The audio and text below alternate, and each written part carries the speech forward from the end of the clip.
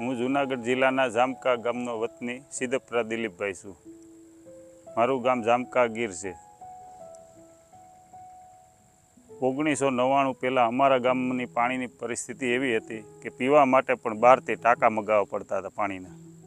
એ સમયે એક દેવદૂત બની અને પરમાત્માએ મનસુખભાઈ સુવાગિયાને મોકલ્યા. મનસુખભાઈ સુવાગિયા અમારા ગામમાં આવી અને મિટિંગ કરી ગામમાં કે તમારે જો પાણીનો પ્રશ્ન મૂળમાંથી નાશ કરવો હોય અને પેઢીઓ સુધી તમારી પેઢીઓને સુખી કરવી હોય તો એનું સોલ્યુશન મારી પાસે છે, મનસુખભાઈએ કીધું. તો ગામના લોકોને એનું બધું માન્ય લાગ્યું. એનો જે આ યોજના હતી શેક ડેમની એ બધાને માન્ય લાગી અને બધાય એક થઈ અને સારા બધા આખા ગામે બધી જ્ઞાતિ બધા થઈ એક થઈ અને લોકફંડ કરી સરકારની સહાય વગર 51 શેક ડેમ બનાવ્યા અને 2 તળાવ બનાવ્યા.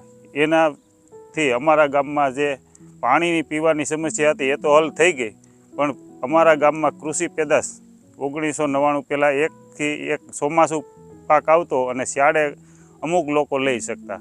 એને બદલે અત્યારે અમારા ગામમાં 100% ખેતી ઉત્પાદન થાય છે અને પહેલાં કરતાં 3 ગણું ખેતી ઉત્પાદન વધ્યું. ઘાસચારામાં વધારો થયો અને મજૂરી કામમાં વધારો થયો. જે લોકોને મજૂરી 3 મહિને ચાલતી એ આજે અમારા ગામમાં 12 મહિના બહારના મજૂર આવી અને એ પણ કમાય છે. અમારા ગામના લોકો તો નવરા રહેતા જ નથી, પણ બહારના મજૂરને પણ 12 મહિના મજૂરી આલે એવી મનસુખભાઈ આ યોજનાથી અમારે લાભ થયો. મનસુખભાઈ આ અમારા ગામમાં શેક ડેમ બંધાવ્યા એના દ્વારા વિશ્વવ્યાપી જળ ક્રાંતિ યોજના અમારા ગામમાંથી જન્મી. જળ ક્રાંતિ દ્વારા અને ધીરે ધીરે મનસુખભાઈને આ લુપ્ત થતી ગાયોની પ્રશ્ન એના ધ્યાનમાં આવ્યો અને એણે આંગણે અમારે ઘર ગાય બંધાવી. બહારથી દેશી ગીર ગાય લાવી ને દરેક અમારા ઘરે બંધાવી. એના ખર્ચે એના પૈસે ટ્રસ્ટના ને અમને અહીંયા ગીર ગાય બંધાવી. એના દ્વારા ગૌ ક્રાંતિ થઈ. એમાંથી એને મનસુખભાઈને પ્રેરણા થઈ કે આપણે આ ગીર ગાય દ્વારા ઓર્ગેનિક ખેતી કરીએ. એના દ્વારા કૃષિ ક્રાંતિ પણ અહીંથી જ મનસુખભાઈ શરૂઆત કરી અને ઓર્ગેનિક કૃષિની જન્મદાત્રી પણ જામકા ગામની ભૂમિ જ ગણાય. આમ 3 ક્રાંતિ મનસુખભાઈ દ્વારા અમારા ગામમાં જામકામાંથી થઈ. અને મનસુખભાઈ એક વ્યક્તિ એવા છે કે એ પારસ જેવા છે. પારસ જેમ સોનાને કોઈ પણ લોખંડને અડાડવાથી સોનું થઈ જાય એ મનસુખભાઈ એક એવા વ્યક્તિ છે. એને કોઈ પણ પ્રશ્ન એના હાથમાં આપો એટલે એ મૂળથી નાશ થઈ જાય. એ પારસ મણી જ કહેવાય મનસુખભાઈ. અને એક દીર્ઘદ્રષ્ટા પણ એવા છે કે એને આમાં આગળનું ભવિષ્ય પણ ખબર હોય કે આના દ્વારા આ પ્રશ્ન સોલ્વ કરવાથી ભવિષ્ય અને પેઢીઓ સુધી સુખી માણસો થઈ શકશે એવી મનસુખભાઈની દીર્ઘદ્રષ્ટિ છે. મનસુખભાઈ અમારા ગામમાંથી નહીં તો 3 ગણું ઉત્પાદન કરે, કરોડો રૂપિયાનું અમને યોગદાન આપ્યું.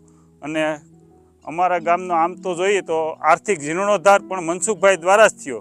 અમારા ગામનો નહીં પણ 300 ગામમાં જે 3000 શેક ડેમ બનાવી અને જે આ જળ ક્રાંતિ કરી એના દ્વારા દરેક ગામનો જીર્ણોદ્ધાર, આર્થિક જીર્ણોદ્ધાર પણ મનસુખભાઈ દ્વારા જ થયો છે.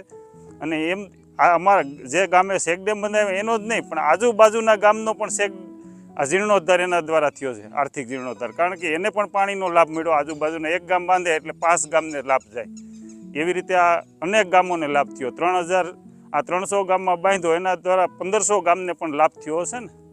આ ગામમાં દરેક વ્યક્તિ મનસુખભાઈના ઋણી છે. કારણ કે એના દ્વારા આજે અમારા ગામના યુવાનોને બહુ બહાર જવું નથી પડતું. નકર અમારે જો આ યુવાધન તો ગામમાંથી ખતમ થઈ ગયું હોત, કારણ કે સિટીમાં જ વયું ગયું હોત કે આ ન હોત, મનસુખભાઈ ન આવ્યા તો પાણીના પ્રશ્નને લીધે. આજે અમારું ગામના દરેક વ્યક્તિ મનસુખભાઈના ઋણ કોઈ હિસાબે ચૂકવી શકે એમ નથી. કારણ કે મનસુખભાઈએ એટલું અમારા ગામમાં શ્રમદાન, યોગદાન, આર્થિક સહયોગ કરી અને અમારા ગામને એટલું સદ્ધર બનાવી દીધું અને એવું દિવ્ય બનાવ્યું કે આજે મનસુખભાઈના દરેક વ્યક્તિ, અમારા જામકા ગીર ગામના દરેક વ્યક્તિ મનસુખભાઈનો ઋણી છે. પહેલાં અમારા ગામમાં ચૂંટણી આવે એટલે 2 થી 3 તફા પડી જતા અલગ અલગ પક્ષના, કે ગામના સરપંચની ચૂંટણી હોય કે અલગ અલગ કોઈ પણ ચૂંટણી આવે એટલે. તો મનસુખભાઈએ કીધું કે આમાંથી કોઈ ધારાસભ્ય થાય એવું છે નહીં અને કોઈની ટિકિટ મળવાની નથી.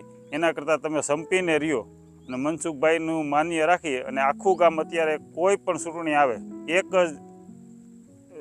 સાથે ચાલે છે અને કોઈ પણ પક્ષના વિવાદ વગર અને સંપૂર્ણ ચૂંટણીમાં સાથે મળી અને કામ કરે છે. જ્યારે આ ચેકડેમની શરૂઆત થઈ અને લોકો એકત્રિત થઈ અને એક થયા, એ એકતા આજે પણ અમારા ગામમાં અખંડ છે અને આ ચૂંટણીમાં કોઈ પણ જાતનો વાદ વિવાદ થતો નથી અત્યારે. અને અમારા ગામે 2004માં મોરારી બાપુ આવ્યા ત્યારે સંપૂર્ણ વ્યસનમુક્ત ગામ બન્યું અમારા ગામ.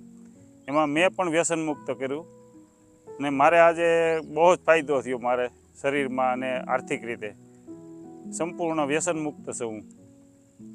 મનસુખભાઈ, તમે દીર્ઘાયુષ્ય ભોગવો અને ભારત અને ગુજરાત સૌરાષ્ટ્રના દરેક ગામમાં તમારા પગલાં પડે અને દરેક ગામ અમારા જામકા ગીર ગામની જેમ પ્રગતિ કરે અને એની પણ એવી ઉન્નતિ થાય અમારા ગામની જેમ.